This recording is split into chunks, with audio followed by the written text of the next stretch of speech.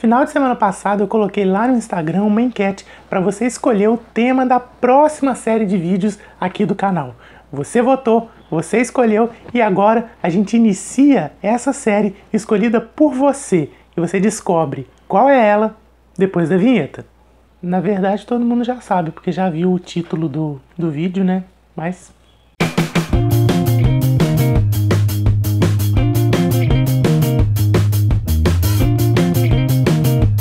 Fala galera, tudo bem? Bem-vindos mais uma vez ao Med Canal.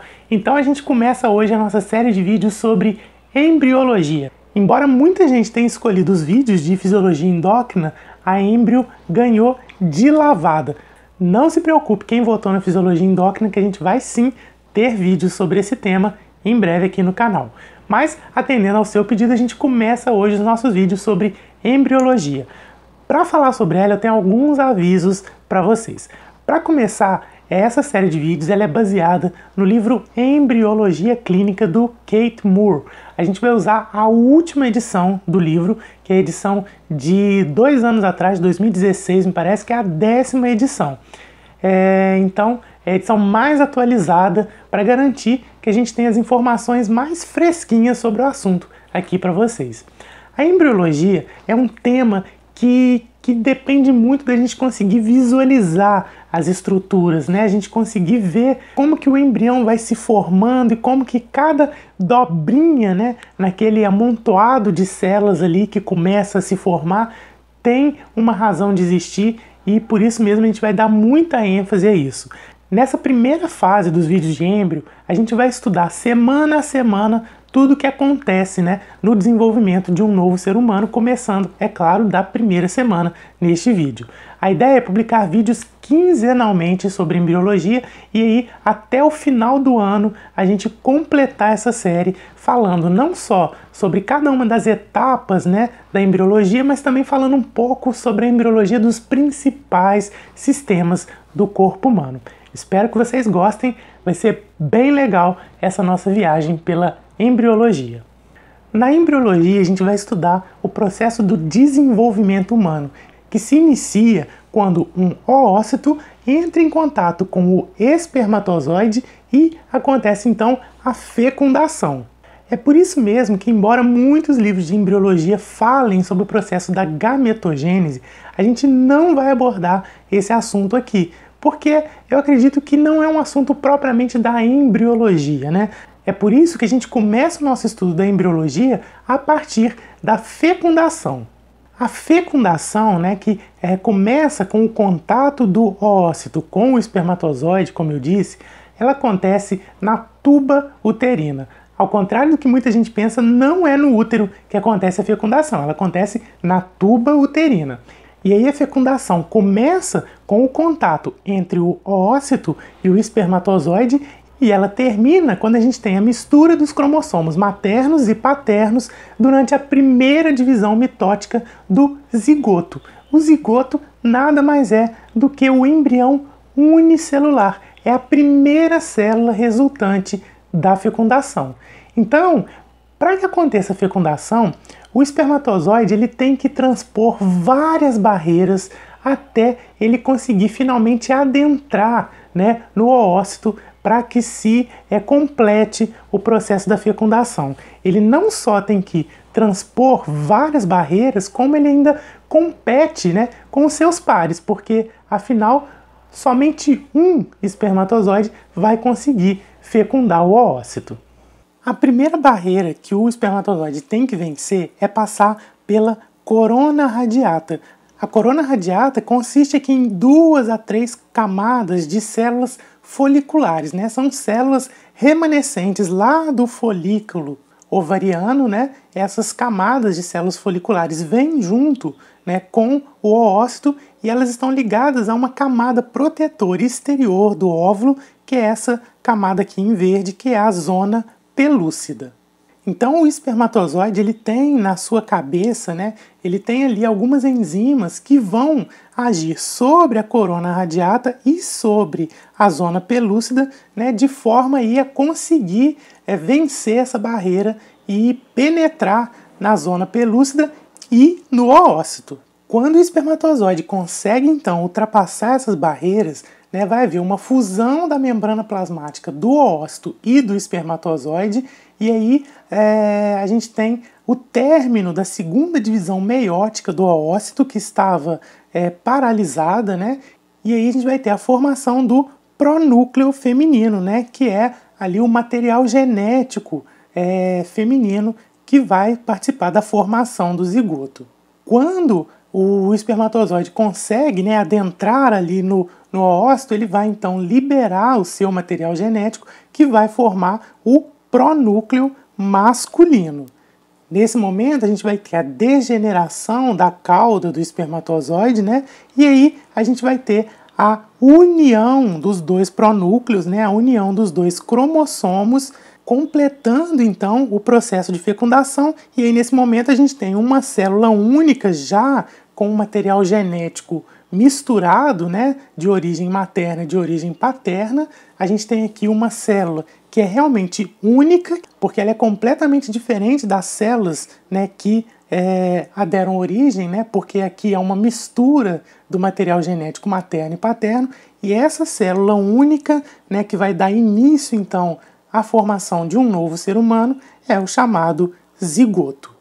Formado o zigoto, essa célula única, né, contendo ali a mistura dos materiais genéticos da mãe e do pai, a gente começa agora o processo de clivagem do zigoto. O zigoto vai começar então a sofrer divisões mitóticas sucessivas, né? Ele vai se dividindo, essa célula única se divide em duas e aí começa um processo de divisões sucessivas, e a partir desse momento, cada uma das células que formam, né, esse embrião nesse momento são chamadas de blastômeros. É interessante observar que a partir do momento que a gente tem essas divisões sucessivas, os blastômeros, né, as células resultantes desse processo de divisão, vão ficando cada vez menores. Isso porque neste momento o tamanho total do embrião ele não muda. Isso porque a gente ainda tem ali a zona pelúcida em volta dele, funcionando como um limitador do tamanho. Então, as células vão se dividindo, mas o tamanho total, né, final do embrião é o mesmo, de forma que a cada divisão as células vão se tornando menores. À medida que se dividem os blastômeros, eles vão ficando cada vez mais unidos uns aos outros, como se tivesse uma cola, né, ali ligando os blastômeros entre si. E no momento que a gente chega numa fase em que a gente tem aí de 12 a 32 blastômeros, mais ou menos, esse embrião em formação recebe um novo nome, o nome de mórula. A mórula recebe esse nome porque ela parece como uma amora, né? Esse conjunto, né, de pequenas células bem unidas umas às outras, né, os inúmeros blastômeros ligados entre si, formando a mórula, né, nessa nova fase. A mórula ela vai se formar cerca de 3 dias após a fecundação, e é no estágio de mórula que esse embrião em formação finalmente chega ao útero. Então aqui a gente tem essas belas imagens de microscopia óptica, né? A gente tem aqui, né, a corona radiata em volta do oócito, a gente tem a zona pelúcida e aqui a gente tem o embrião, né, nesse momento aqui formado por 2 blastômeros, né? E aí esse embrião então começa a sofrer divisões sucessivas. Olha, aqui são 2, aqui a gente está vendo 3, né? Aqui já são mais blastômeros, e você nota que, de uma maneira geral, olha, o tamanho final do embrião continua o mesmo, né? A gente tem uma diminuição do tamanho de cada célula a cada divisão sucessiva. Muito bem, então a mórula chega ao útero ali por volta do 3º dia após a fecundação, e aí ali pelo 4º dia, né, logo depois que a mórula chegou na cavidade uterina, vai acontecer um outro fenômeno, que é a chamada blastogênese. Lembra que eu falei que a mórula, né, é aquele amontoado de células todas muito grudadinhas umas às outras, né? No momento que a mórula chegou na cavidade uterina, repito, ali pelo 4º dia após a fecundação, vai acontecer que o líquido que está presente na cavidade uterina começa a entrar ali na mórula, né? Começa a se infiltrar dentro daquele embrião em formação. O que acontece é que esse líquido ele começa então a ocupar a parte central do embrião e ele vai então empurrando as células para a periferia, formando como se fosse um ovo, né? Oco por dentro, cheio de líquido e formado por células na periferia, como se fosse a casca. É nesse momento também que o embrião ganha liberdade para começar a de fato crescer, porque nesse momento a zona pelúcida desaparece, ela degenera. Mas essa distribuição das células formando essa casca do embrião nesse momento, ela não se dá de forma uniforme. A gente vai ter um pequeno agrupamento de células, um pequeno agrupamento de blastômeros, né, em uma determinada região ali do embrião, de forma que nesse momento a gente passa a ter dois tipos de blastômeros formando o embrião. Então imagine agora que eu peguei o embrião, né, aquele amontoado de células redondinho, e eu parti ele no meio. E aí agora eu vou expor para vocês o interior desse embrião. Então é isso que a gente vai ver no momento que a gente parte, né, esse embrião no meio. Veja que a gente tem uma cavidade central, né, cheia de líquido, que é a chamada cavidade blastocística. A gente tem uma casca, né, formada de células, que a gente está vendo aqui nessa figura também, né, e a gente tem um amontoado de blastômeros em uma determinada porção ali do embrião. Nesse momento, então, a gente divide as células que estão formando o embrião em duas partes. A gente tem essa camada celular externa, né, formando essa casca do embrião, é o que a gente chama de trofoblasto. O trofoblasto, mais à frente, ele vai formar a parte embrionária da placenta. E a gente vai ter essa massa de células localizadas ali em um ponto da parede do embrião, que a gente chama de embrioblasto. Acreditem ou não, essa massa celular é que vai dar origem ao embrião propriamente dito. Nesse momento que a gente tem cavidade blastocística, a gente tem embrioblasto e a gente tem trofoblasto, a gente chama esse embrião não mais de mórula, mas de blastocisto. Aqui, em mais um corte de microscopia, né, a gente pode ver o blastocisto em formação, né, a gente tem uma cavidade blastocística aqui iniciando a sua formação, a gente tem um trofoblasto, né, formando a parede desse blastocisto, e o embrioblasto, ou massa celular interna, que começa a se formar. Aqui nessa figura a gente já tem um blastocisto já bem formadinho, né, com o seu trofoblasto e o seu embrioblasto. Então nesse vídeo a gente vai ver esse processo que a gente falou até agora, né? Então a gente tem aqui uma célula única, né, o zigoto, e aí esse zigoto começa a se dividir. E aí a gente tem os blastômeros se dividindo. Notem que nesse momento a célula ainda tem seu crescimento limitado, né, pela presença da zona pelúcida, mas os blastômeros continuam se dividindo, formando a mórula.